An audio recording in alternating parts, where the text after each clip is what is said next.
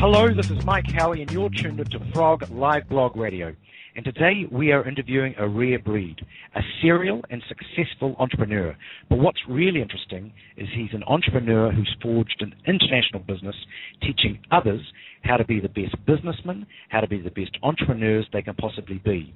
So he's the exact opposite of that old chestnut, those who can't teach. He can do both. What makes this man's day and his company's day, theresults.com, are those transformational light bulb moments. Today on Frog Live Blog Radio, we're going to meet Ben Ridler, the CEO of Results Group, or results.com. Now, Ben and his team at Results believe that they have identified the key elements or the essentials or fundamentals a company needs to turn business potential into extraordinary results. And they must be doing something right because they are the two-time winner of the Vero Excellence in Business Support Awards. They're the 9th fastest-growing New Zealand company in the Deloitte Fast 50 Awards 2008. So, Ben Ridler, welcome to Frog Live Blog Radio. Thank you. Ben, what we want to do today is shine a light on your life and lessons you've learned. So first up, we always ask our guests, what's the first ever paying job? First time you ever received 50 cents or $1, what was it and where were you? Well, I guess I grew up never getting anything for free, so I had to work every week for every 50 cents of pocket money that I got, whether it was mowing the lawns or working on the farm or anything else. So that's how I started, and I worked out pretty quickly that selling time for money wasn't that good, so I started setting up stalls on the side of the road, selling corn that we grew on the farm and that type of things at a pretty young age. So I guess that's where I first earned money. And I guess I always had part-time jobs and 2 or 3 jobs in the years I spent in employment as well. So tell us, Ben, is there a memorable or formative experience that set you on the road to where you are today? What was the first thing that your first aha moment? Well, I guess life's sort of a journey from one aha moment to the next if you're going to keep progressing. A few things that stand out, as a young business owner, struggling to work everything else sort of out myself and, spending time away from the family and trying to learn so much at once, I came across this sort of whole business development industry and suddenly went, oh, wow, someone's already worked out the best way to do things. This is great. Why doesn't everyone know about it? And sort of decided in that moment that I'd sort of take it upon myself to tell them. So that's what sent me on the road with results.com and previous other sort of businesses around this industry. So you do call yourself an entrepreneur. So obviously before Results, but just give us a quick overview of what type of businesses you set up from inception to conception, if I can say that. All sorts of things. I mean, I've had an American hot dog stand and travelled around with the Gypsy Fair. I've had all sorts of weird and wonderful things. I did some stuff in the hospitality industry. I set up a windscreen repair company and then franchised that nationally. New Zealand in my early 20s, and then I set up an IT support services company and set that up as a franchise. I think both of those are still going as franchise companies. And then I got involved in this whole sort of business development coaching space and decided so that's where my passion lied and so got out of the other things I was involved in and looked around for a company in this space to get involved with. So how did you come upon Results Group, and how long ago was that? Just give us an overview on that. Well, I was a client, and I guess once I decided, that I wanted to be in this industry, I became a client of every single sort of company I could find and travelled around the world going to seminars and learning, and I did that for quite a number of years whilst growing my other businesses. And I remember, when I first heard about Results, there was sort of a secret thing, and some guys I'd met at a conference with another company that was making a lot of noise. I said, I heard these Results guys, and they said, hey, it's like the other stuff we did, but it's the real thing. And I thought, wow, that's pretty cool. And so, I became a client, and I told them, hey, look, I'm here to just learn everything you've got because I'm going to go into this industry one day. And they said, "Hey, that's cool, sign up and come aboard." So that's how I started. Back then, the whole coaching term didn't exist, and we used to be called marketing consultants, and was the old, 3 ways to grow your business and all that type of thing. And so, I did that and many other programs, and then sort of got my other business sort of on autopilot and was looking at getting into this industry, and I looked at a number of opportunities, the e-myths and the actions and all these, and none of them quite fitted with the vision I had. And then one day the guy who had results at the time rang me up looking at changing his model, and so I ended up buying in, and then later on took over the company. So. Okay, so we're going to hear a lot about what you've done, which this is what we're interested. But just before we get to that, can we talk about these things, these beings called entrepreneurs? Can we talk about a him or a her? Who are they? What do they look like? And how are they different? Can they be made? There's a skill set that you acquire as an entrepreneur, and some of it can be learned, but I guess a lot of it's acquired through experience. But there's also a set of personality traits that are far better suited to it. So, anything can be learned, but if you focus on where your unique talents are, you can be great at something. And so, I see a lot of people who are business owners who were the best technician and were a great engineer, and now they're running a business, and, that the skills it requires to be a great engineer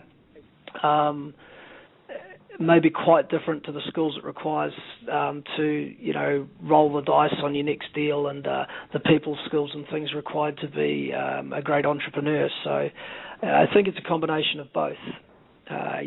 Generally I can see the raw talent in someone who's got it and has got that mix of ingredients and work with that to develop them into great business leaders. People who are in a position of having to fill that role who don't have it can find it really stressful, and it's about getting the right sort of support and people around them to make it easier for them. Yeah, so that leads us on to a nice quote when you and I had a pre-chat to this interview. You said that really what attracted you to things like the Results Company was that business success didn't have to be so hard. Initially you thought it was hard work, and really what you've discovered, and let's hear about it, is business success doesn't have to be hard. There are things you can do to help yourself along the way. Yeah, look, the difference between business and school is at school they encourage you not to copy. Whereas in business, the dumbest thing in the world is go out and try and work something else out that someone's already worked out. And fundamentally in business, whilst every business is different, we all have, 80% of it's generic. We all have people, we have clients. There's things called markets, there's financials, and so there's really only one set of best practice. And, when you cut through all the chaff and all the gurus and actually find out what the best practice is, then your job as an entrepreneur is to apply that. And, that's how you get businesses working well. So when you can see the whole picture and where the bits fit, it becomes a lot simpler to build good businesses. So can you just take us through an example of how you would work, how Results introduce these notions into a client's business? So in our core, product offering, which is the execution essentials, we run a client through a diagnostic and look at their business in terms of cultural and functional elements they have in place that gives them the ability to set and execute their strategy. And so that'll be things from, components of their vision and their values and whether they're actually part of the DNA of the company, right through to, the KPIs they use, the way they employ people, the meeting rhythms, the reporting lines. So we call it, those fundamentals, if you like, that a company needs before it can go on and take on a market and own the world. And really that's your baseline, but a lot of companies don't have them. So we'll measure where they are in that score, and the first thing we'll do then is work with that company to put those things in place. And that can take anywhere from a year to a couple of years, and go back and measure every 6 months the progress we've made. So you'll work with a company. So you'll work with a company initially to get them on track for 1 or 2 years. Is that big companies or is that any size company? Does it differ? Look, it's changed over the years, and we're just reviewing that now. In New Zealand here, we're sort of the dominant player. We're running out of market, whereas going into the US, we're facing a whole lot of different issues around how you scale in a market that size. So, in New Zealand, our clients would probably be called mid-sized companies. In the US, they'd be called small companies because they're under 500 employees. So the fundamentals apply everywhere. I guess, the ability to work with us is to have the resources to implement the things and I guess, to be able to have us aboard to help with the process. And what technology is allowing us to do is, I guess, take that knowledge to more companies in a more leveraged way so it becomes more affordable and more people can reach it.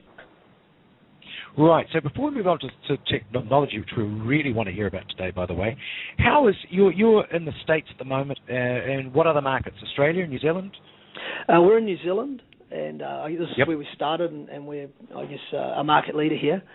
And we set up in Canada a couple of years ago, and our Canadian operations been very successful. It's about a quarter of our revenue now, and it is opening offices as we speak. And the US, we've just really launched our strategy up there. We've been there about a year and we've got a beachhead, but we've really spent that time really getting to understand the differences in that market, and now ready to roll out a strategy sort of adjusted for the size and scale of the US market. So let's talk about these things called Kiwi businessmen or entrepreneurs, if we can use that word. What do you think are specific characteristics and foibles of the Kiwi mindset to business? Well, look, I think the Kiwi mindset to business reflects the Kiwi mindset in general. So, business isn't excluded from that. One of the things we found in terms of taking a New Zealand business and expanding it overseas, that in terms of, we talk a lot about core values and fit to values.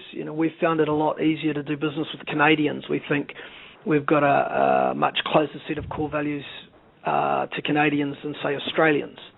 And, Kiwis have a great sense of fair play and integrity and honesty, and that's really at the forefront of a lot of the relationships we have in business.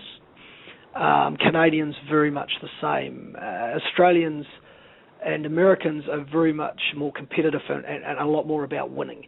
And so we found that, that was quite a differentiator.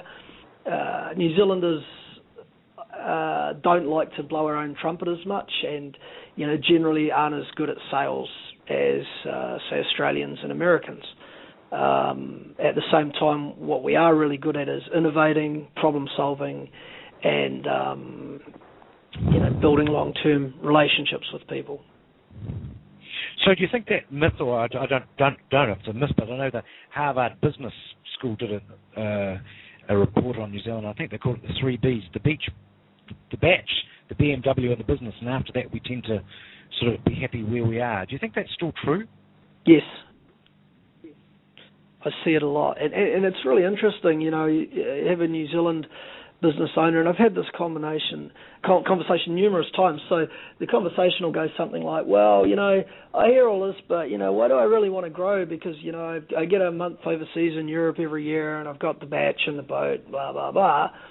Now, in most parts of the world, that conversation would never happen. Their cultural bent is to be all you can be, to achieve all you can achieve. So they don't even have the thought, let alone the conversation. There is no why. That's what you do.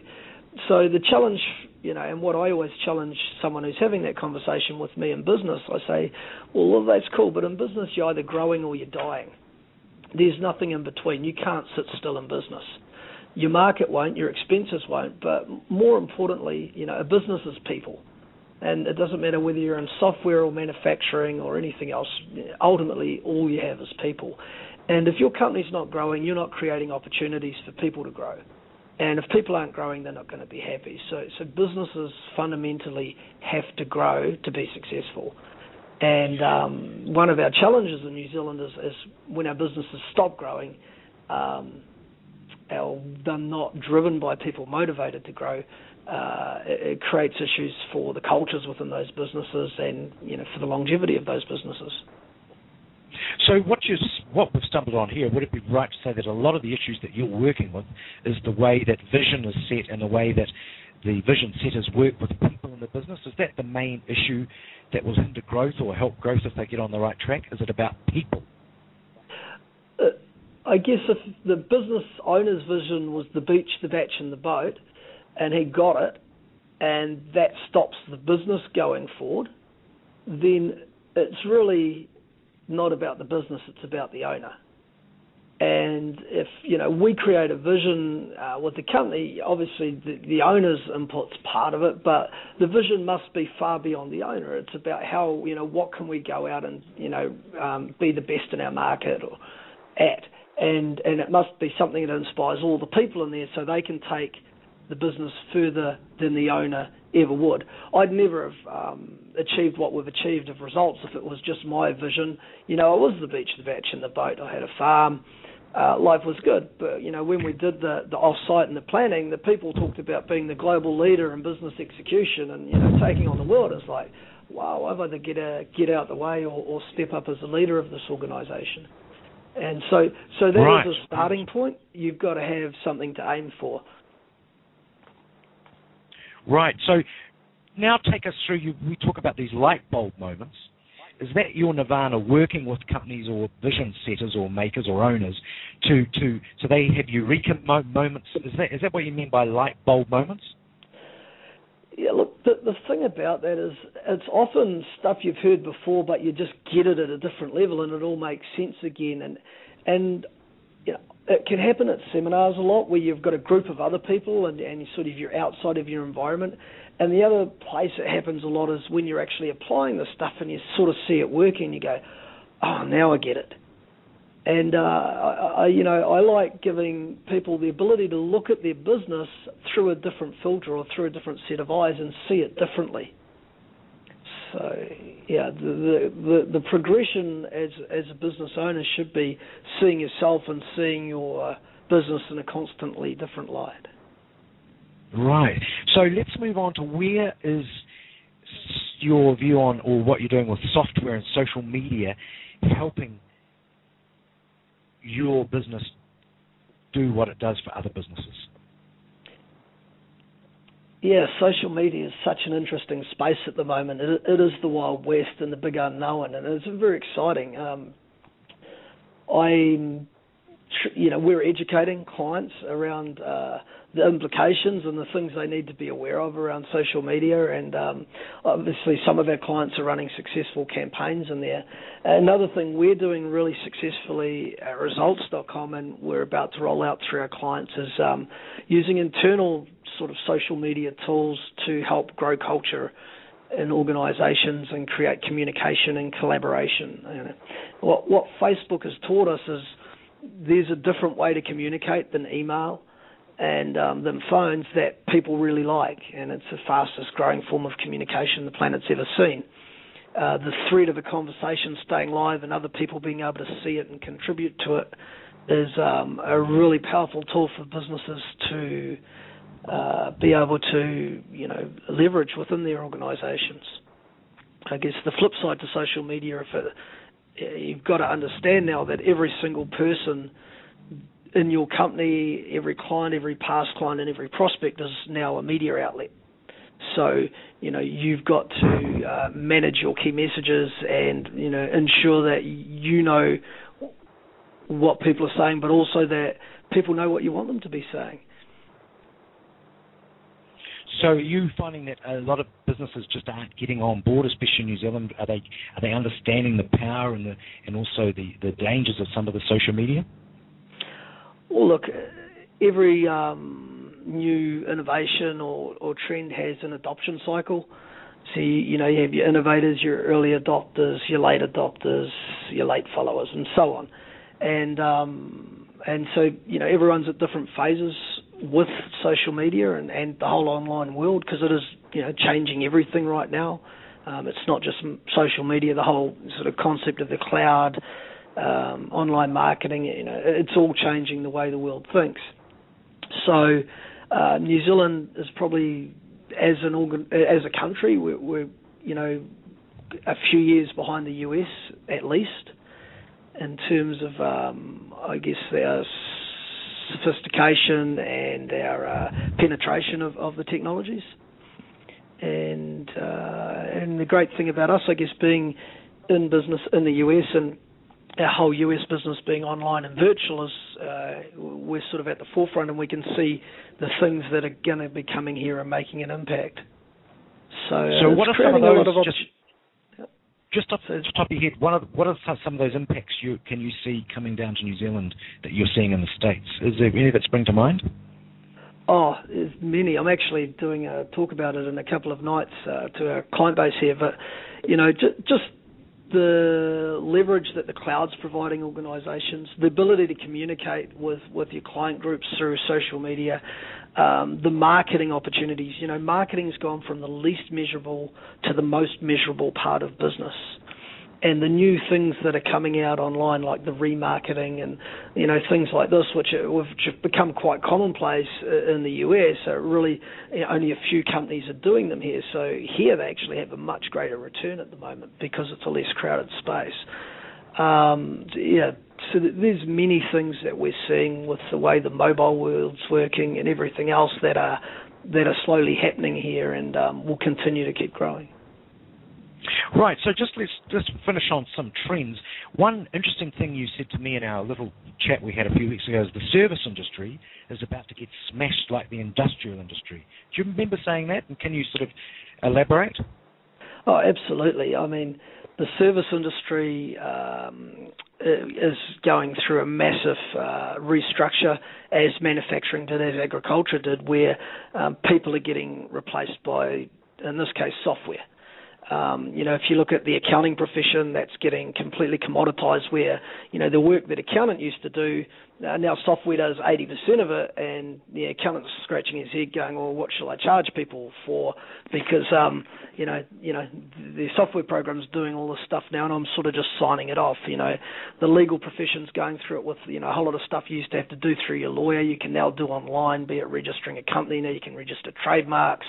I'm sure you can do conveyancing online, or you'll be able to still. So, and many other industries, including our industry, the consulting industry, is going to go through this. So, building businesses now in a pace of change like that, it's about looking at how you can use technology to add value. When we talked about taking the knowledge we have and being able to distribute it to more companies at a lower cost, that's how we can create more value in the world and therefore more value for ourselves as an organisation. And we have a saying that somewhere in the world there's a entrepreneur making a bullet with your company's name on it, and your only option is to shoot first, which came from Gary Hamel. And the service industry right now is about to experience some massive structural change, and some companies will come out of it who are aware of it really strongly, and others will wonder what happened. So can you just elaborate on what the companies who are doing it right? Have you got any examples of, in the service industry, who are doing it right, especially even in New Zealand or abroad? Yeah, well, I'd say Xero are a great example of a company who understand the whole concept of the cloud and of scale, and building a business that can grow exponentially, and in doing so replacing people. So they're a great New Zealand example of an innovative company, looking to try and do what Salesforce have done to CRM with accounting software. And I was really delighted to see their results last year, that their client numbers doubled from 17 to 36,000, which in a company like that, they could go from 36 to 72 this year, which suddenly gets really exciting. And so, what they're doing is charging a lot less, but using technology to deliver to a lot more people. Right, interesting. So Xero is perfect. They're a New Zealand-based business with an online presence, I suppose. Would that be right? And using our distance is no hindrance to them.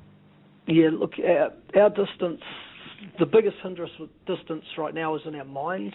not in our reality. One of the things results.com's gone to, in the US, all our clients are virtual. We don't do any face-to-face meetings with our consulting offer. Now, the reality is that means that we could be servicing those clients from anywhere in the world, because all we need is an internet connection. Right now we're phoned into a US phone number.